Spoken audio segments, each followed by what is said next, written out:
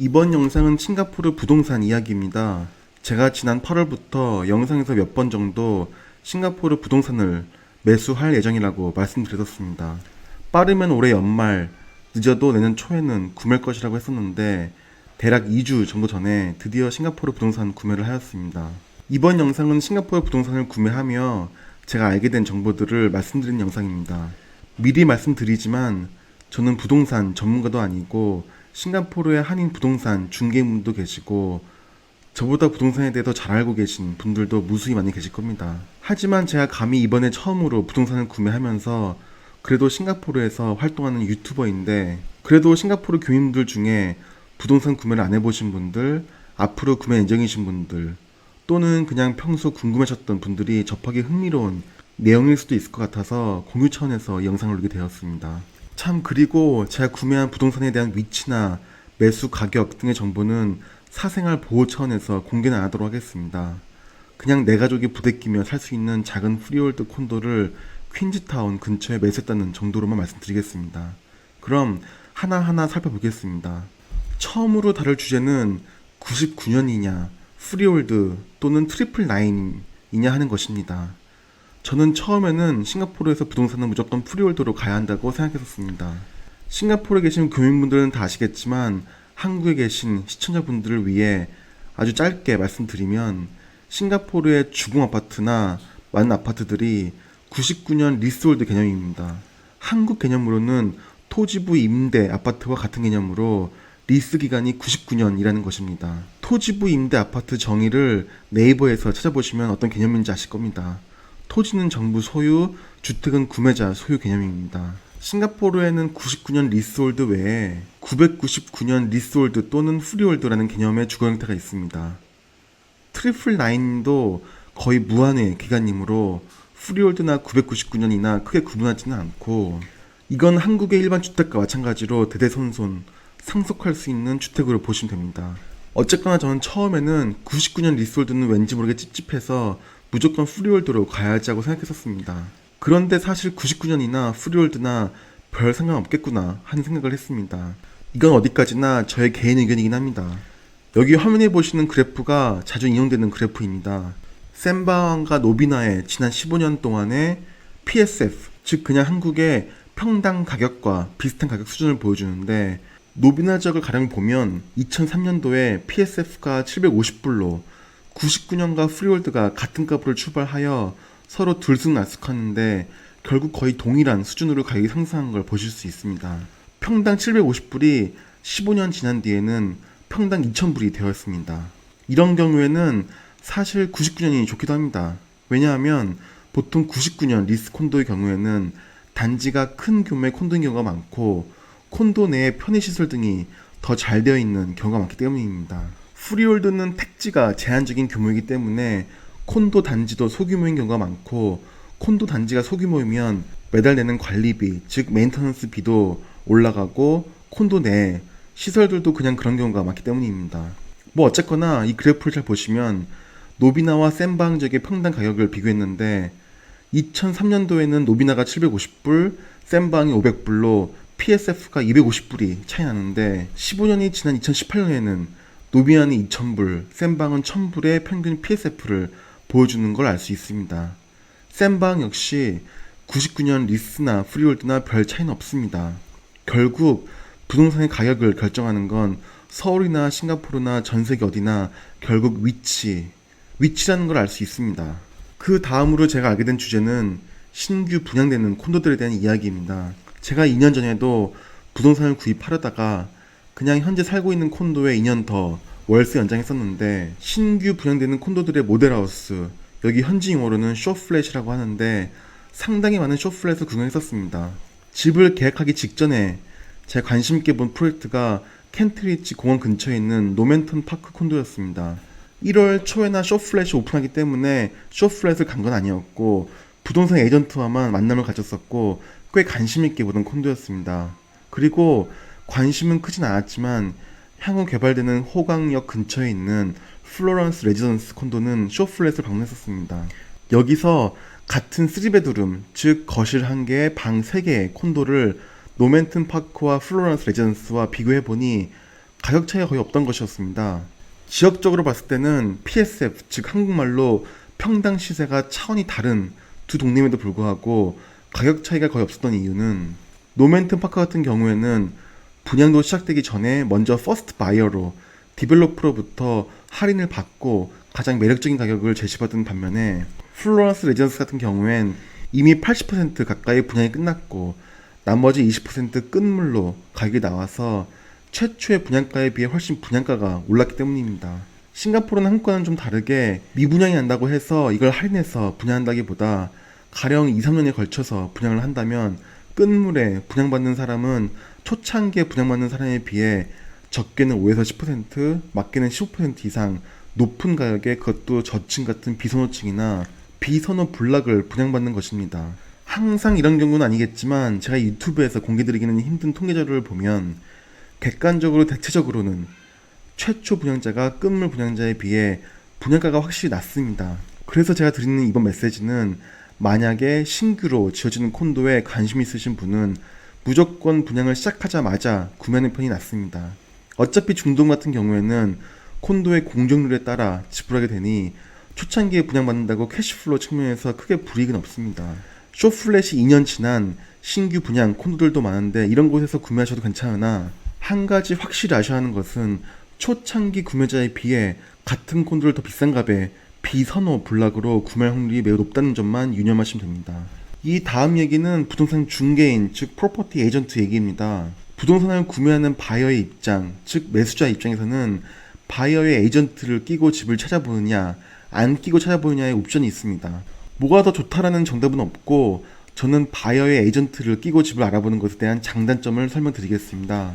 우선 장점부터 말씀을 드리면, 매수자가 보지 못하는 지역의 시야까지 넓게 다양한 부동산을 포괄적으로 알아볼 수가 있고, 매물로 나온 부동산이 현지 용어로 파이어세일, 즉 급매물 정도의 시세 대비 매력적인 가격인지 아닌지, 향후 투자 가치 등이 있는지, 근처 학구는 좋은지 등을 조언받을 수가 있습니다. 물론 듀 딜리전스라고 해서 에이전트가 신의성실의 원칙 하에 바이어의 입장을 잘 대변해서 바이어의 이익을 위해 매물을 찾아준다는 전제 하에 가능한 장점들입니다. 그럼 단점은 뭔지 말씀드리겠습니다. 싱가포르 부동산은 일반적으로 셀러가 부동산 중개인인 에이전트에게 수수료를 내는 개념이고, 원칙적으로는 바이어는 중개 수수료를 지불하지 않기 때문에 만약 바이어가 에이전트를 끼고 부동산을 알아본다면 중개 수수료는 바이어 에이전트와 셀러 에이전트가 나눠 가지게 됩니다. 바이어 에이전트 같은 경우에는 어차피 없는 수익에서 유를 창출하기 때문에 충분한 동기부여가 있지만, 셀러 측 에이전트의 경우에는 바이어 에이전트와 수수료를 나눠 먹어야 되기 때문에 동기가 저해되는 악효과가 있습니다.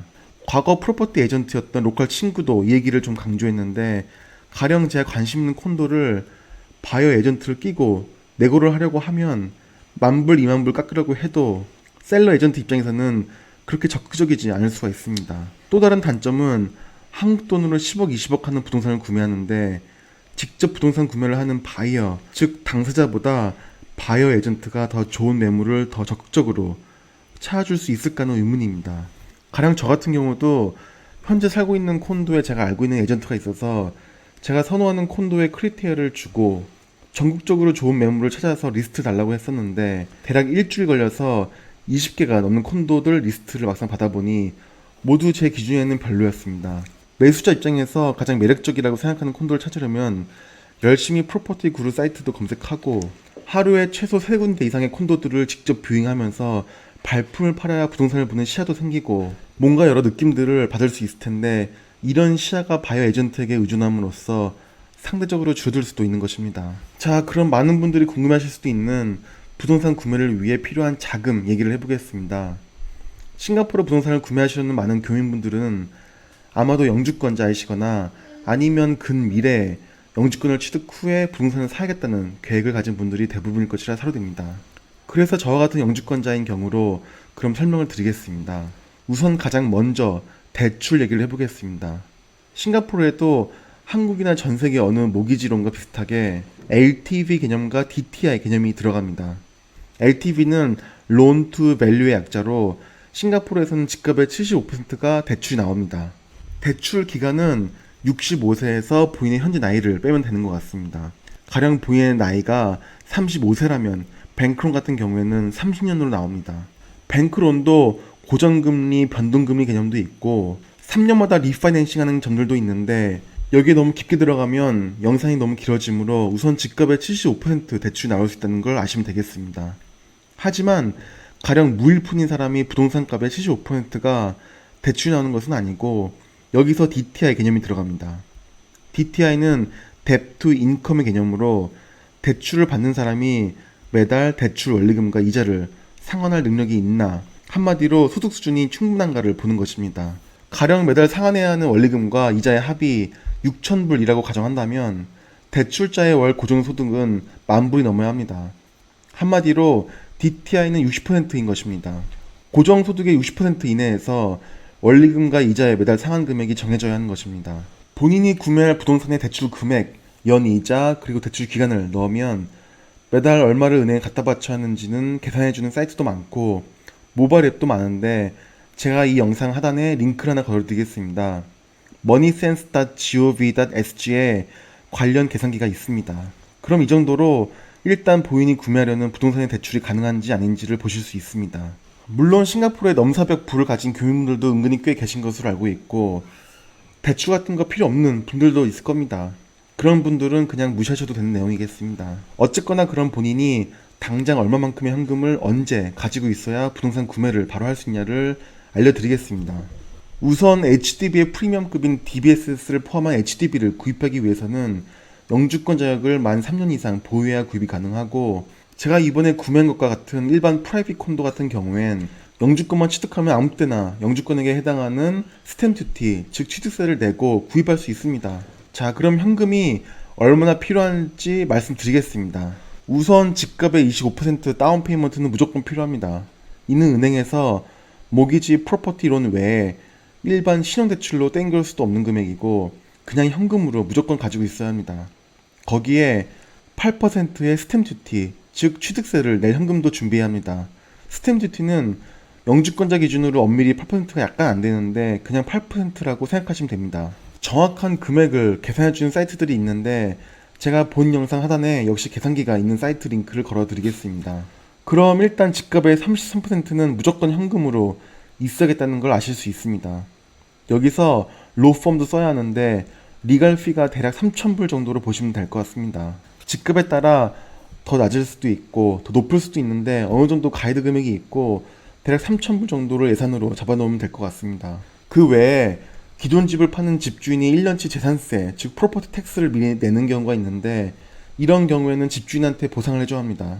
예를 들어서 현재 사시려는 집에 세입자가 있고 월세를 5,000불을 낸다고 가정하면 연 6만 불이 임대료인데 좀 차이는 있겠지만 대략 이 금액을 애뉴얼 밸류라고 IRAS는 정의하고 여기에 10%를 재산세로 부과합니다. 그럼 이 집의 1년치 재산세는 6,000불이고 만약 집을 7월 1일에 컴플리션, 즉 실제로 잔금 치르고 키를 받는다면 집주인이 미리 낸 6,000불의 반년치인 3,000불은 집주인에게 잔금 치르는 날 같이 줘야 하는 것입니다. 집주인이 자가거주인 경우는 애뉴얼 밸류의 4%가 재산세로 붙지만 만약 월세를 주고 있는 집은 애뉴얼 밸류의 10%가 재산세로 붙습니다. 보통 재산세는 1년치를 선납하기 때문에 집주인에게 어쨌거나 잔금 치르는 날에 프로퍼티 텍스 관련 금액도 몇천 불 정도는 줘야 합니다. 어쨌거나 이 금액들은 그렇게 크지 않으므로 대략 집값의 33%는 현금으로 가지고 있어야 하고 여기에 추가로 10,000불 정도는 컨틴전시, 즉 예비비의 목적으로 재산세 납부나 로펌 비용 등을 쓰는데 사용하면 되겠습니다. 참 그리고 CPF가 있으면 CPF에 있는 오리지널 어카운트의 금액은 역시 현금처럼 잔금 칠 때 사용 가능합니다. 그래서 실제로 필요한 현금은 집값의 33%에서 CPF 5에 있는 금액을 빼주면 되겠습니다. 막상 영상을 만들다 보니 내용이 너무 많아집니다. 최대한 핵심 내용들만 말씀드리고 부가적인 내용들은 생략하고 설명드리는데도 불구하고 내용이 많습니다.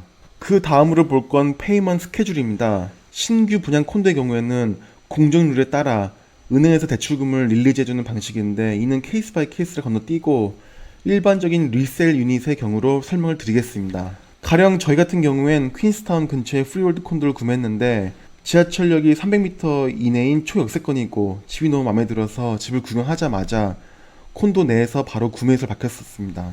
이런 경우엔 우선 셀러 에이전트에게 강한 구매 의사를 밝히고 오퍼 투 퍼체스를 하겠다고 이야기를 합니다.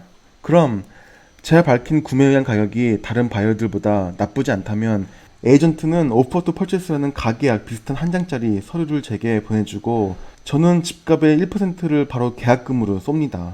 체크로 직접 줘도 되고 저처럼 그냥 한시라도 빠르게 돈을 싸주고 싶은 경우엔 그냥 저처럼 은행 송금을 해도 됩니다. 그래서 일단 정말 좋은 집이 나올지도 모르므로 집을 보러 다닐 때는 1%의 계약금은 언제든지 바로 쏠 수 있을 정도의 현금은 항상 지니고 있어야 합니다. 막상 괜찮다고 생각하는 집에 뷰잉이 5개 이상 잡혀 있어서 구매자들 사이에서도 경쟁을 해야 하는 경우도 많기 때문에 누가 먼저 액션을 적극적으로 취하냐가 중요합니다. 그럼 1%를 계약금으로 쏘고 셀러가 오케이 하면 옵션 투 퍼체스라는 계약서를 그날 셀러 에이전트로부터 받으면 됩니다. 이걸 그냥 쉽게 해석하면 셀러가 어느 정도 가계약을 오케이 했다는 것입니다.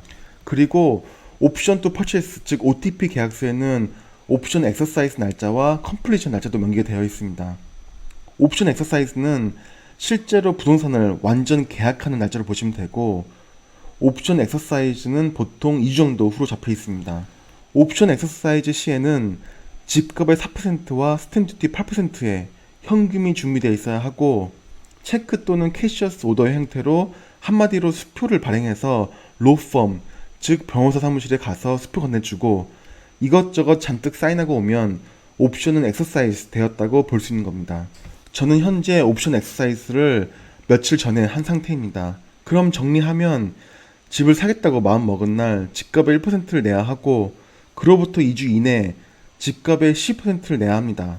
엑서사이즈 기한이 2주인 것이고 실제로 데드라인 전에 엑서사이즈를 하게 되므로 10일 이내에 12%의 현금을 준비하면 되겠구나 하고 생각하시면 됩니다. 엑서사이즈 하기 전에 먼저 은행에서 대출 심사를 받아야 합니다. 은행에서 대출 심사를 받고 은행으로부터 론 어프로벌 내용이 담긴 오퍼레터를 로펌에 보내줘야 합니다. 참조로 은행 같은 경우엔 최소한 3개 이상의 은행에 대출 심사를 의뢰해서 가장 낮은 이자율로 진행하시면 됩니다. 이 얘기도 너무 깊이 들어가면 너무 내용이 길어져서 말씀 안 드리겠지만 저는 결론은 DBS로 진행을 하였고 의외로 은행마다 대출 이율이 10% 가까이 차이가 나기 때문에 반드시 복수의 은행에서 이자율을 확인하시는 것을 조언드립니다. 어쨌거나 옵션이 엑서사이즈 되면 대략 3개월 이내에 컴플리션 데이트가 잡힙니다. 한마디로 컴플리션 데이트에 잔금을 다 치르고 키를 받게 됩니다. 은행에서 컴플리션 데이트에 맞게 잔금 론을 셀러 쪽에 싸주는 것이나 CPF의 오디널 어카운트의 잔액도 잔금 치는데 사용하고 싶은 경우에는 어쨌거나 로펌이 알아서 다 해주기 때문에 걱정하실 필요 없고 아셔야 할 내용은 컴플리션 데이트에는 잔금을 다 치러야 한다는 것입니다.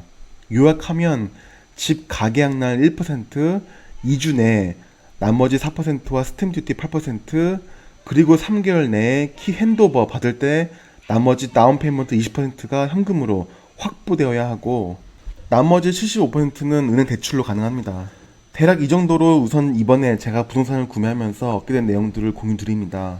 이것저것 알게 된 내용의 대략 30% 정도만 말씀드린 것 같은데 그 정도로 단기간에 참 신경 쓸 일도 많았고 내용도 생각보다 꽤 방대했습니다만 어쨌거나 최대한 핵심 내용을 말씀드렸고 아무쪼록 향후 싱가포르 부동산 구매에 관심 있으신 분들에게는 도움이 되는 영상이 되었길 바라봅니다. 그럼 영상 시청해주셔서 감사드립니다. 모두 새해 복 많이 받으십시오.